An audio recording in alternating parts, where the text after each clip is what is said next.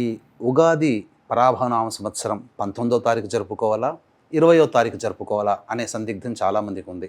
19వ తారీఖు ఉదయం 6:52 వరకు అమావాస్య, తదనంతరం పాడ్యమి ప్రవేశం చేస్తుంది. అలాగే 20వ తారీఖు తెల్లవారుజామున 4:51 వరకు పాడ్యమి తిథి ఉంటుంది.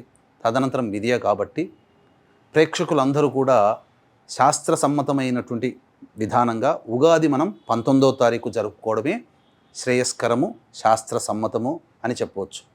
ఈ 19వ తారీఖు రోజున చక్కగా ఉదయాన్నే లేచి కాలకృత్యాదులన్నీ తీర్చుకొని తలంటు స్నానము, తైలాభ్యంగన స్నానం ఆచరించి చక్కటి శుభ్రమైనటువంటి నూతన వస్త్రములు ధరించి ముందుగా సూర్యుడికి నమస్కారం, సూర్యాష్టకం 6 సార్లు పారాయణం చేయడం, తదనంతరం దేవాలయానికి చేరుకొని ఇష్టదేవత ఆరాధన, ఇష్టదేవాలయానికి చేరుకొని అక్కడ అర్చనాభిషేకాదులు ఖచ్చితంగా జరుపుకోవాలి.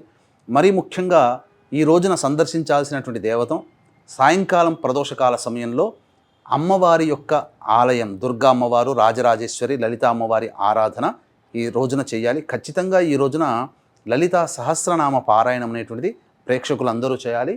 ముందుగా పంచాంగ శ్రవణం కూడా ఈ రోజున ఆచరించాలని చెప్పవచ్చు.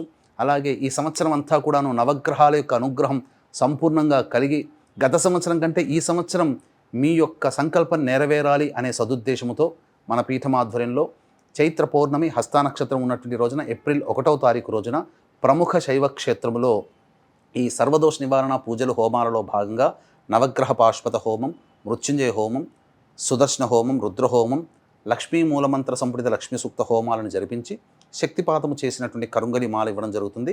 సాయంకాలం 6 గంటలకి ఏప్రిల్ 1వ తారీఖు రోజున ప్రారంభమవుతుంది. కాబట్టి ఈ కార్యక్రమంలో నమోదు చేసుకోదలిచినటువంటి వాళ్ళు ఏప్రిల్ 1వ తారీఖు మధ్యాహ్నం 3 గంటల లోపల నమోదు చేసుకోవచ్చు.